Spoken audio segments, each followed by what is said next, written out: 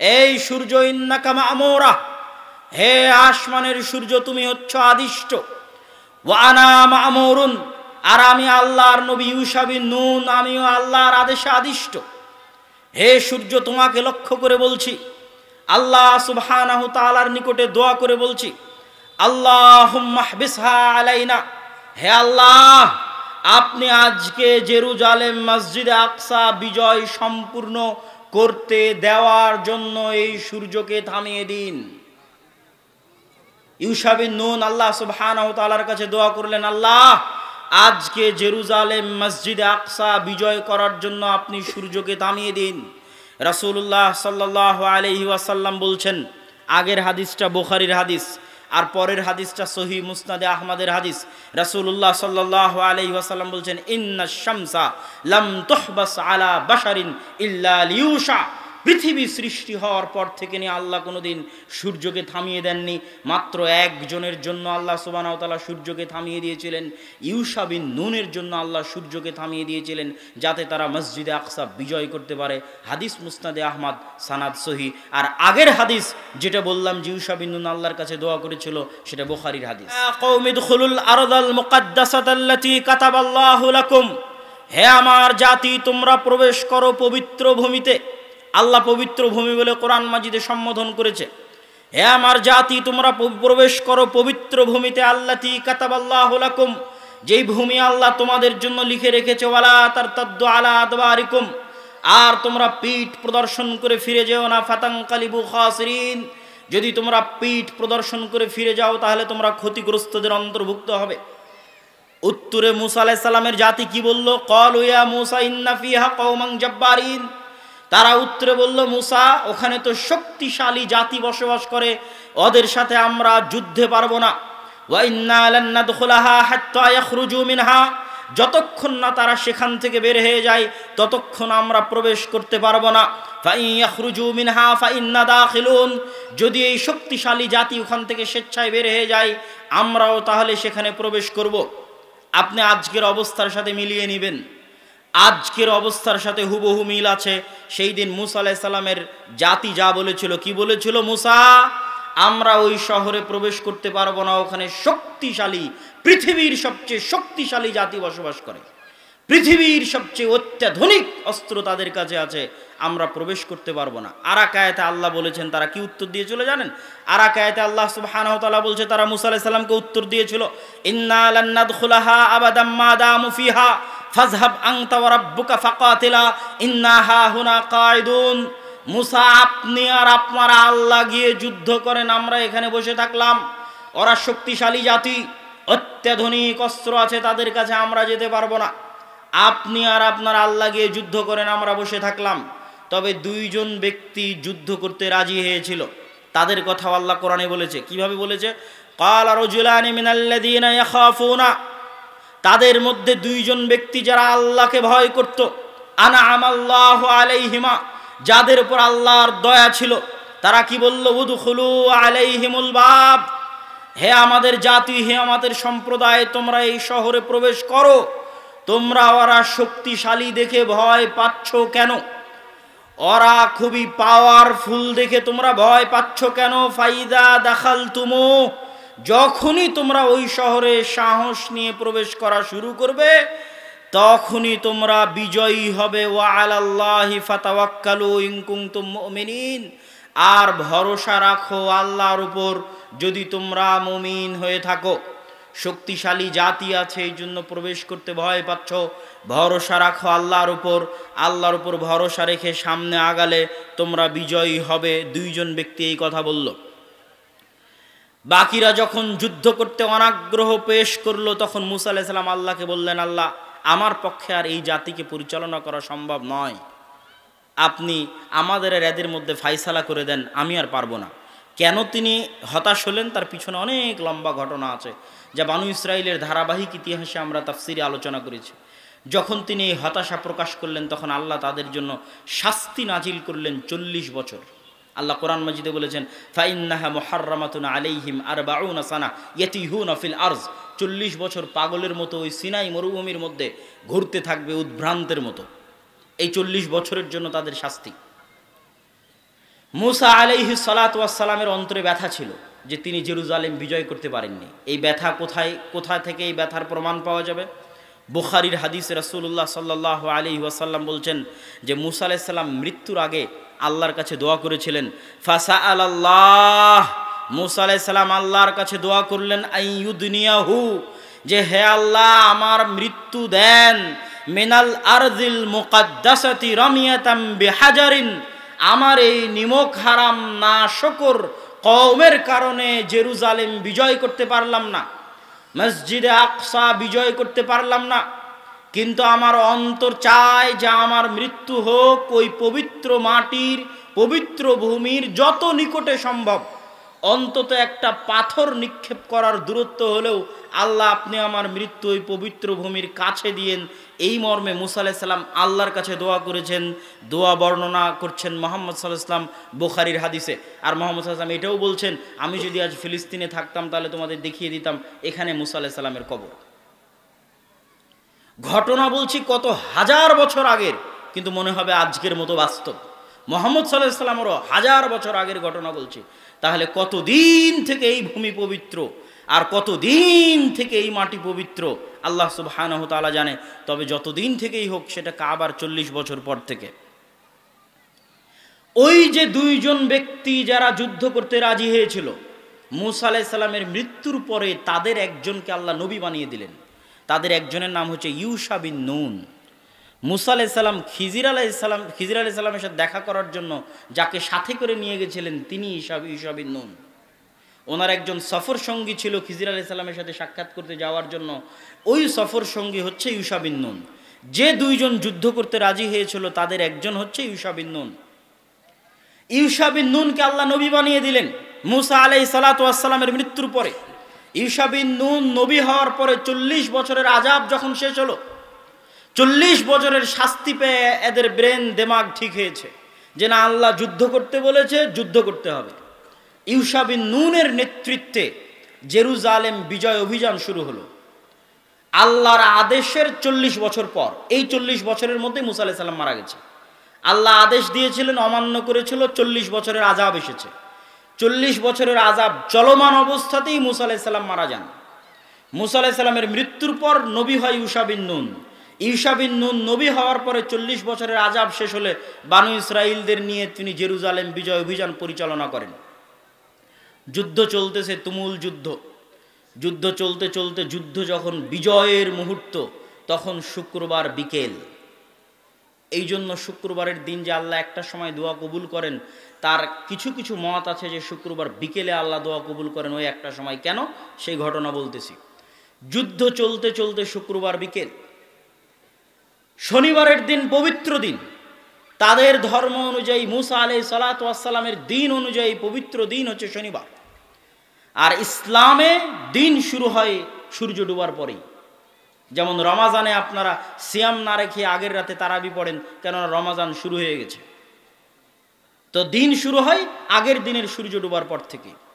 তাহলে আজ শুক্রবারের সূর্য ডুবলেই শনিবার শুরু, আর শনিবার শুরু হলেই যুদ্ধ বন্ধ, দিন অনুযায়ী নিষিদ্ধ।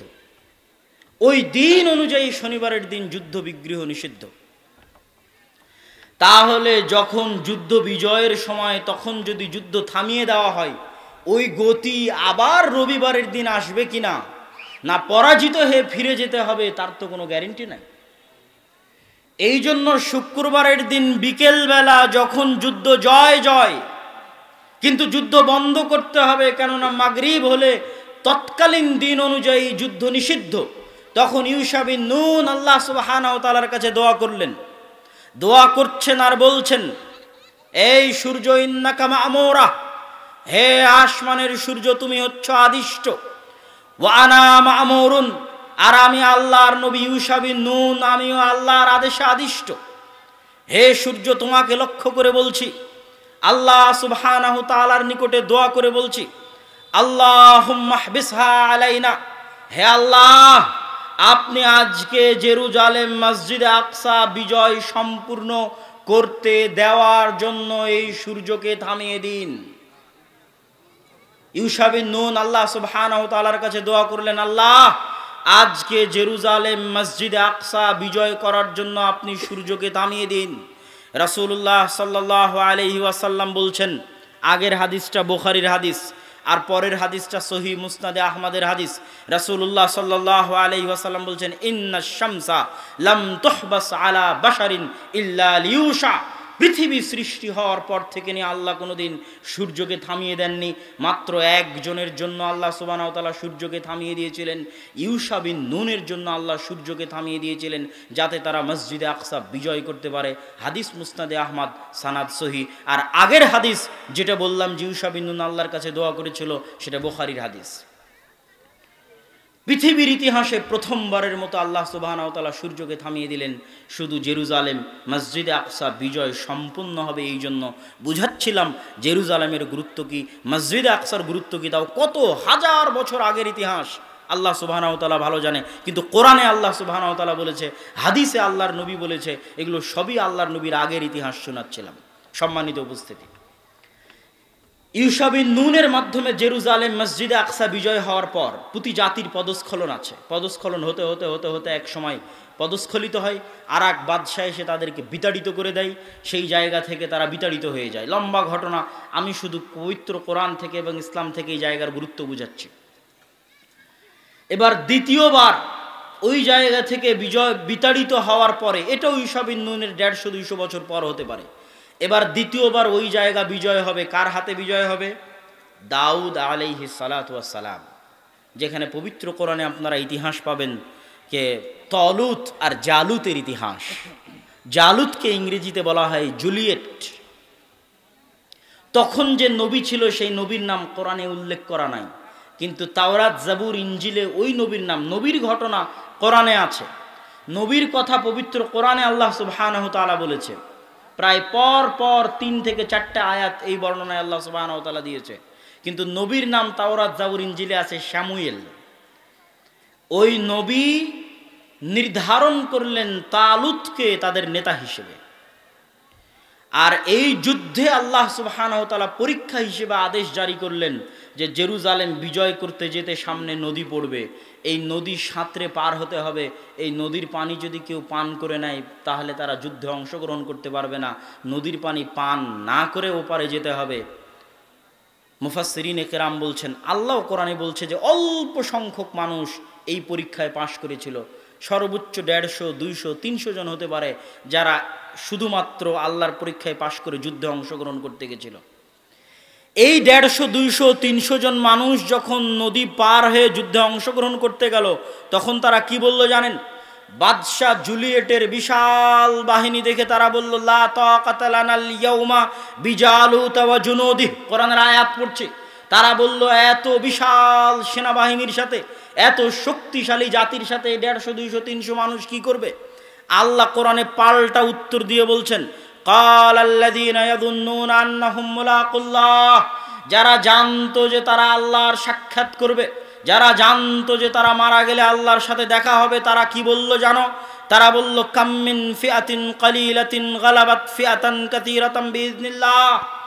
কত শত দুর্বল দল আছে যাদেরকে আল্লাহ বিজয়ী করে দিয়েছে শক্তিশালী দলের উপর, পাওয়ারফুল দলের উপর। আল্লাহু মা'আস সাবিরিন। আর আল্লাহ আছেন ধৈর্যশীলদের সাথে, যারা ধৈর্যের সাথে, ঈমানের সাথে, আল্লাহ ভরসার সাথে সামনে এগিয়ে যাবে। তারা অল্প সংখ্যক হলেও আল্লাহ তাদেরকে বিজয়ী করে দিবেন।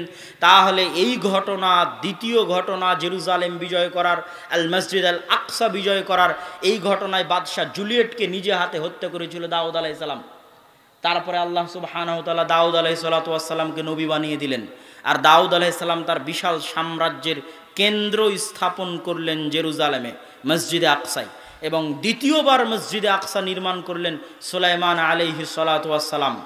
এই গেল মোটামুটি আল্লাহর নবীর পূর্বে মসজিদে আকসার গুরুত্ব বোঝানোর জন্য সংক্ষিপ্ত ইতিহাস। আরও গুরুত্ব বোঝানোর জন্য 2-1টা সংক্ষিপ্ত কথা বলে যাই। মারিয়াম আলাইহিস সালাতু ওয়াস সালাম, ওয়া ইয ক্বালাত ইমরাতু ইমরান রাব্বি ইন্নী নাযারতু লাকা মা ফি বাতনি মুহাররারান ফাতাকাব্বাল মিন্নি। মারিয়াম আলাইহিস সালাতু ওয়াস সালামকে তার মা ওয়াকফ করেছিলেন। উনি যেই মসজিদের খেদমত করতেন সেটাও মসজিদে আকসা। ঈসা আলাইহিস সালাতু ওয়াস সালাম যেই শহরে জন্মগ্রহণ করেছিলেন সেটাও জেরুজালেম। এই জন্যই এই লম্বা ঘটনা বলার ইয়াহইয়া আলাইহিস সালাতু ওয়াস সালাম, জাকারিয়া আলাইহিস সালাতু ওয়াস সালাম সব জেরুজালেমে, এই লম্বা ঘটনা বলার পিছনে উদ্দেশ্য, সারমর্ম বাক্য যদি একটা সারমর্ম বাক্য বলি, তাহলে আজকের বিশ্ব যারা শাসন করছে, আজকের বিশ্বের ইহুদি হোক, খ্রিস্টান হোক, পাশ্চাত্যে যারা আছে, যেই হোক, তারা যদি সারা পৃথিবী দখল করে নেয় আর যদি জেরুজালেম তাদের হাতে না থাকে, তাহলে তাদের কাছে গোটা পৃথিবী নাই, এটা তারা মনে করবে। ঠিক মুহাম্মদ সাল্লাল্লাহু আলাইহি ওয়াসাল্লামের উম্মতে মুহাম্মাদি যদি সারা পৃথিবী দখল করে নেয় কিন্তু মসজিদে আকসা তাদের কাছে না থাকে, তাহলে সকল দিনের উপর ইসলামের প্রাধান্য, ইসলামের বিজয় প্রতিষ্ঠিত হবে না। তার কারণ হচ্ছে এই যে পাস্ট, যে ধারাবাহিক ইতিহাস বলে আসলাম, কেননা পৃথিবীতে যত দিন আছে, যত দিনের অনুসারী আছে, সকল দিনের অনুসারী মানুষের কাছে এটাই হচ্ছে সবচেয়ে পবিত্র স্থান। যত দিন আছে, ইহুদি, খ্রিস্টান, মুসলমান, আর এটাকে কেন্দ্র করেই পৃথিবীর শেষ সময়গুলোতে যত বড় বড় যুদ্ধ হবে, সব যুদ্ধ হবে শামে, সব যুদ্ধ হবে এই মাটিতে, এই ভূমিতে, যে রাসূল সাল্লাল্লাহু আলাইহি ওয়াসাল্লামের কিয়ামতের পূর্ব মুহূর্তের যে হাদিসগুলো আছে, সেই হাদিসগুলো থেকে স্পষ্টভাবে বোঝা যায়। সুতরাং সকল ধারা বিবরণীতে এই কথা স্পষ্ট যে মসজিদে আকসা এবং জেরুজালেমের গুরুত্ব সীমাহীন এবং অপরিসীম। এবার আমরা আসি মুহাম্মদ সাল্লাল্লাহু আলাইহি ওয়াসাল্লামের জীবনীতে। মুহাম্মদ সাল্লাল্লাহু আলাইহি ওয়াসাল্লামের জীবনীতে 3টে থেকে 4টে ঘটনা আছে, যেই ঘটনাগুলো জেরুজালেমের সাথে যুক্ত, মসজিদে আকসার সাথে যুক্ত। এক, গলিবাতির রোম। পবিত্র কোরআনে আল্লাহ সুবহানাহু ওয়া তাআলা বললেন রোমরা বিজয় হবে। এই আয়াত অবতীর্ণ হওয়াতে আবু বকর, ওমর, উসমান তারা খুশি হলেন। কেন খুশি হলেন? এর প্রেক্ষাপট আপনাদেরকে সংক্ষেপে বুঝতে হবে। এর সংক্ষিপ্ত প্রেক্ষাপট হচ্ছে পারস্যের অগ্নিপূজকরা মসজিদে আকসা দখল করে নিয়েছিল, জেরুজালেম দখল করে নিয়েছিল। তাদের হাত থেকে যখন পারস্যরা, অগ্নিপূজকরা যখন মসজিদে আকসা দখল করে নিয়েছিল, তখন মক্কার মুশরিকরা খুশি হয়েছিল, আর মক্কায় থাকা মুহাম্মদ সাল্লাল্লাহু আলাইহি ওয়াসাল্লামের সাহাবীরা কষ্ট পেয়েছিল। আবার যখন রোমানরা, বাইজেন্টাইন রোমান সাম্রাজ্য, ইস্তাম্বুল, কনস্টান্টিনোপল, কুস্তুনতুনিয়া থেকে তারা এসে আবার যখন মসজিদে আকসা তাদের দখলে নিয়ে নিল, তারা হলো খ্রিস্টান, তখন মক্কায় থাকা মুসলমানরা হয়ে গেল খুশি। ঘটনা দেখেন, ঘটনাটা বুঝেন, যে যখন পারস্যের অগ্নিপূজকরা মসজিদে আকসা দখলে নিচ্ছে, মক্কায় থাকা মুশরিকেরা খুশি, আর মক্কায় থাকা মুসলমানেরা কষ্ট পাচ্ছে। ঘটনা ঘটতেছে 1000 বছর, 1000 মাইল দূরে। এবার পারস্যের অগ্নিপূজকদের কাছ থেকে যখন রোমান খ্রিস্টানরা মসজিদে আকসার দখল নিচ্ছে, সেটার কথা আল্লাহ কোরআনে বলছে গলিবাতের রোম। আর মক্কায় বসে মুহাম্মদ সাল্লাল্লাহু আলাইহি ওয়াসাল্লাম খুশি হচ্ছে, মক্কায় বসে মুসলমানেরা খুশি হচ্ছে। ঘটনা কি? এখান থেকেই বোঝা যায় যে আকীদা যেটাই হোক, যদি মুসলমানদের হাতে থাকে, তাহলে এটাতে খুশি হওয়া যাবে, এটাতে সহযোগিতা করা যাবে, এই চেষ্টায় সহযোগিতা করা যাবে। তার দলিল এখানে যে মুহাম্মদ সাল্লাল্লাহু আলাইহি ওয়াসাল্লাম অগ্নিপূজকদের হাত থেকে খ্রিস্টানদের কাছে মসজিদে আকসা থাকবে, এটাতে তিনি খুশি। দলিল কোরআনের আয়াত। এটা গেল এক। দুই, সুবহানাল্লাযী আসরা বিআবদিহি লাইলাম মিনাল মাসজিদিল হারামি ইলাল মাসজিদিল আকসা আল্লাযী বারাকনা হাওলাহু। ওই সত্তার পবিত্রতা বর্ণনা করছি, যিনি মক্কা থেকে তার বান্দা মুহাম্মদ সাল্লাল্লাহু আলাইহি ওয়াসাল্লামকে নিয়ে গেছেন মসজিদে আকসায়, যেই মসজিদে আকসার চারিদিকে বরকত দিয়ে ঘেরা আছে। আল্লাহু আকবার। আল্লাহ কোরআনে বলছেন আল মসজিদুল আকসা আল্লাযী বারাকনা হাওলাহু। ওই মসজিদে আকসায় আল্লাহ নিয়ে গেছেন মুহাম্মদ সাল্লাল্লাহু আলাইহি ওয়াসাল্লামকে, যার চারিদিকে বরকত দিয়ে ঘেরা আছে। মেরাজে রাসূলুল্লাহ সাল্লাল্লাহু আলাইহি ওয়াসাল্লাম মক্কা থেকে গেছেন মসজিদে আকসায়, মসজিদে আকসা থেকে গেছেন সপ্তম আসমানে, আর মসজিদে আকসায় তিনি সকল নবীর সালাতে ইমামতি করিয়েছেন। এটা হলো রাসূল সাল্লাল্লাহু আলাইহি ওয়াসাল্লামের জীবনে মসজিদে আকসার সাথে ইসলামের সম্পর্ক, মসজিদে আকসার সাথে উম্মতে মুহাম্মাদির সম্পর্ক। তৃতীয় এবং আশ্চর্য সম্পর্ক, তৃতীয় এবং আশ্চর্য, অতি আশ্চর্য, অতি আশ্চর্য, সেটা হচ্ছে মুহাম্মদ সাল্লাল্লাহু আলাইহি ওয়াসাল্লাম জন্মের পর থেকে জানেন কাবা সবচেয়ে পবিত্র। তার বাপ, তার দাদা, তার 14 গোষ্ঠী, তার আদি পিতা ইসমাইল এবং তার আদি পিতা ইব্রাহিম মিলে কাবা তৈরি করেছে। তার দাদা কাবার রক্ষক, তিনি জন্মের পর থেকে জানেন কাবা সবচেয়ে পবিত্র। সেই কাবার পাশে দাঁড়িয়ে আল্লাহ তাকে সালাত আদায় করতে বলছেন মসজিদে আকসা মুখী হয়ে। কাবার পাশে দাঁড়িয়ে আল্লাহ মুহাম্মদ সাল্লাল্লাহু আলাইহি ওয়াসাল্লামকে বলছেন আপনি সালাত আদায় করেন মসজিদে আকসা মুখী হয়ে। অথচ তখন মুহাম্মদ সাল্লাল্লাহু আলাইহি ওয়াসাল্লাম মক্কায়, তখন মুহাম্মদ সাল্লাল্লাহু আলাইহি ওয়াসাল্লাম কাবার পাশে, আর জন্মের পর থেকে তিনি জানেন যে এই কাবা সবচেয়ে পবিত্র, আমার বাপ দাদা এই কাবার রক্ষণাবেক্ষণ করেছে, আমার আদি পিতা ইব্রাহিম আর ইসমাইল মিলে এই কাবা তৈরি করেছে। তারপরেও আল্লাহ তাকে আদেশ দিচ্ছেন আপনি সালাত আদায় করেন মসজিদে আকসামুখী হয়ে, কাবাকে পাশে রেখে। 17 মাস কাবাকে পাশে রেখেই, 17 মাসের কিছু মাস হবে, কেননা এর মধ্যে আল্লাহর নবী হিজরত করেছেন, আর বাকি কিছু মাস মদিনায় গিয়ে প্রথম যে মসজিদ নির্মিত হয়েছে সেটাও মসজিদে আকসামুখী হয়ে নির্মিত হয়েছে।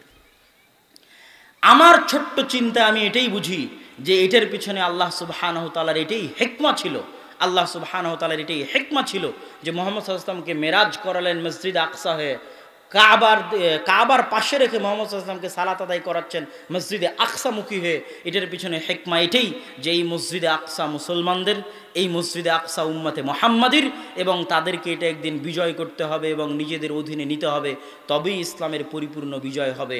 এ কথাই সত্য, এবং এটা রাসূল সাল্লাল্লাহু আলাইহি ওয়াসাল্লামের জীবনী থেকে বোঝা যায়।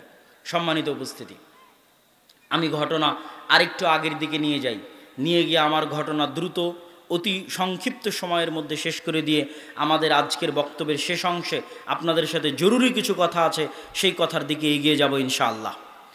মুহাম্মদ সাল্লাল্লাহু আলাইহি